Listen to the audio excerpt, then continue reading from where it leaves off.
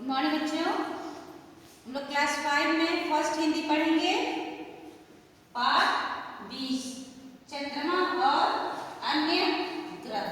तो आइए इस पाठ को हम किताब के द्वारा पढ़ते हैं। पाठ 20 चंद्रमा और अन्य ग्रह।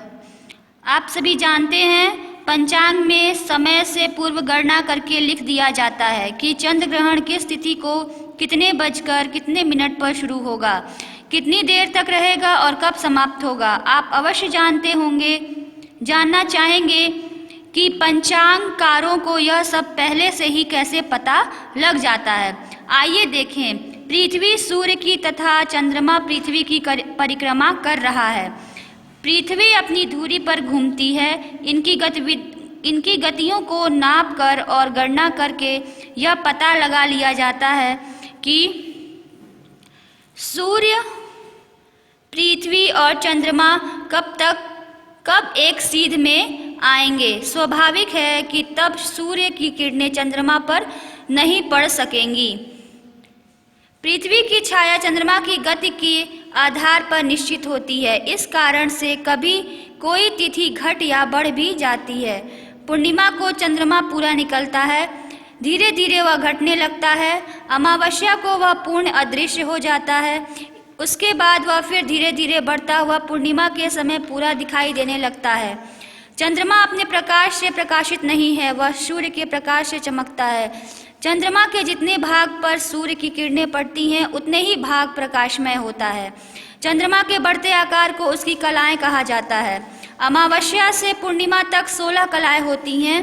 चंद्रमा पृथ्वी की परिक्रमा लगभग 1 मास में पूरी करता है। इसके मध्य में उसे 27 नक्षत्रों की छाया से होकर जाना पड़ता है। ये नक्षत्र तारों के समूह हैं जिनका नामकरण ऋषियों और वैज्ञानिकों ने किया है। इसी प्रकार 12 तारों के समूह को राशियों के नाम से जाना जाता है। सूर्य, चंद्रमा और पृथ्वी के बीच जारी इस परिक्रमा को इन राशियों के पास से भी गुजरना पड़ता है। सूर्य, उसके आसपास चक्कर लगाने वाले 7 ग्रह और चंद्रमा मिलकर नवग्रह कहलाते हैं। हमारे वैज्ञानिकों ने प्राचीन काल में ही यह खोज भी कर ली थी कि ग्रहों, नक्षत्रों और राशियों को प्राणियों के जीवन से सीधा संबंध होता है। जिस राशि, नक्षत्र और ग्रह की स्थिति में बालक उत्पन्न होते हैं वे सब मिलकर बालक के पूरे जीवन, स्वभाव और घटनाओं को प्रभावित करते रहते हैं। इसी तथ्य को पश्चिमी संसार पहले स्वीकार नहीं करता था, परंतु समय के साथ साथ अब वे भी इसे न केवल मानने लगे हैं अपितु इस संबंध में निरंतर शोधरत भी हैं। अंतरिक्ष विज्ञान और खगोल ज्योतिष की जानकारी परस्पर बहुत मिलती जुलती है। आपके मन में एक प्रश्न और उठ रहा होगा, ये ग्रह तारे आदि आकाश में टिके हुए किसके सहारे हैं? बच्चों, आकाश अन्य कुछ नहीं, शून्य है। शून्य अर्थात खाली, अनंत, असीम व खाली स्थान। इस आकाश के विषय में संपूर्ण ज्ञान किसी के पास नहीं। चंद्रमा हमारी पृथ्वी के सबसे निकट है। वैज्ञानिकों के अनुसार यह 3 लाख किलोमीटर से कुछ अधिक दूरी पर है। सूर्य की दूरी 9 करोड़ 30 लाख मील बताई गई है। सूर्य का प्रकाश हमारी धरती तक पहुंचने में 8 मिनट का समय लेता है।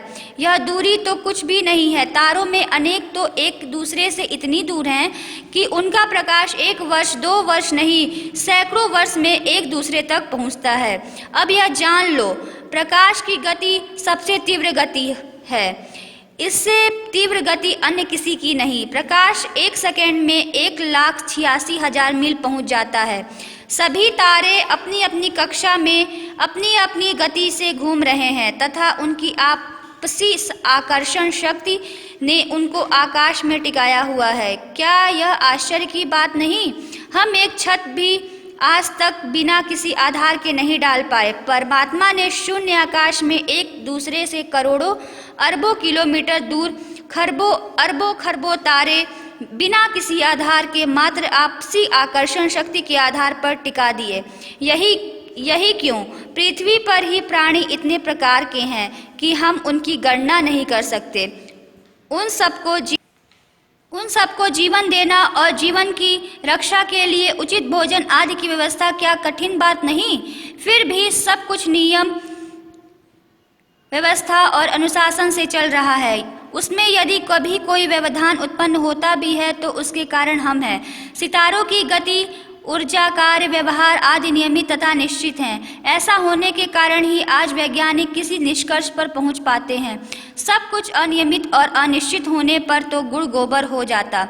कुछ पता नहीं कब दिन होता और कब रात। आज आकाश पृथ्वी होता और कल पृथ्वी आकाश। दिन में अंधकार छाया रहता और सूर्य रात को प्रकाश बिखेरता, और भी न जाने क्या क्या। पृथ्वी पर ही देखिए, हाथी जैसा पहले था आज भी वैसा ही है। वही आँख, कान, नाक, मुंह, पैर आदि अंग, वही भारी भरकम आकार और वैसी ही हड्डियां, मांस व त्वचा।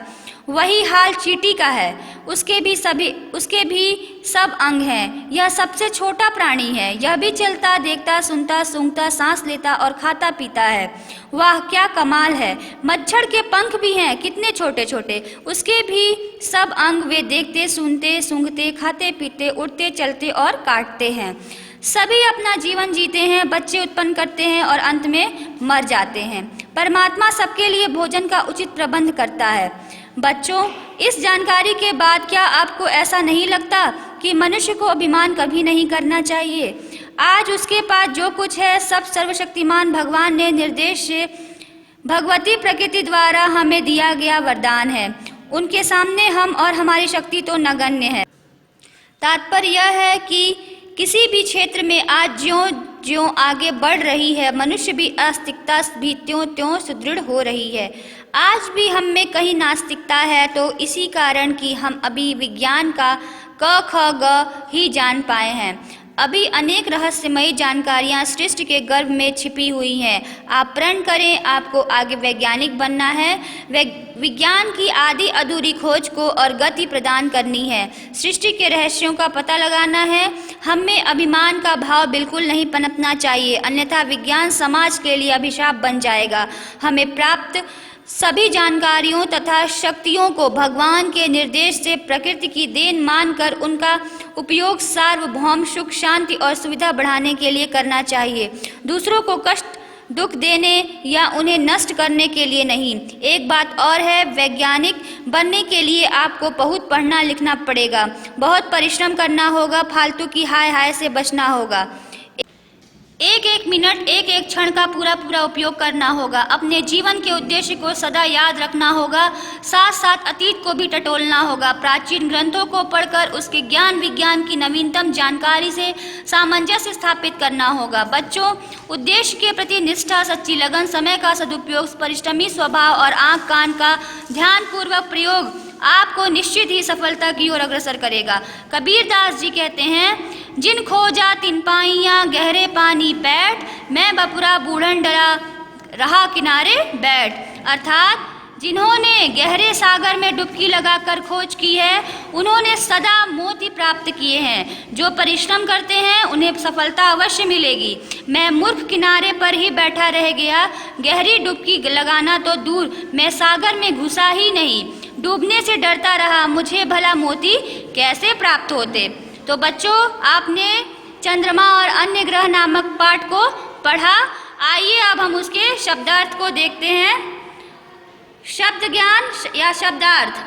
बपुरा बेचारा, ऊर्जा, शक्ति, अनंत, जिसका अंत न हो, असीम, जिसकी सीमा न हो, खगोल, आकाश संबंधी विज्ञान, सार्वभौम, संसार के सब प्राणियों के हित संपादन हेतु अग्रसर, आगे ही आगे बढ़ने वाला, पंचांग, दिन, तिथि, नक्षत्र, योग, करण आदि का सूक्ष्म ज्ञान देने वाले तिथि पत्र, शोध, खोज, गणना, गिनती, लघुता, छोटापन, आधार, सहारा, त्वचा, खाल, नवीनतम, नई से नई, धुरी, केंद्र बिंदु, परिक्रमा, चारों ओर घूमना, रहस्यमय, भेदों से भरी, बूढ़न, डूबने से।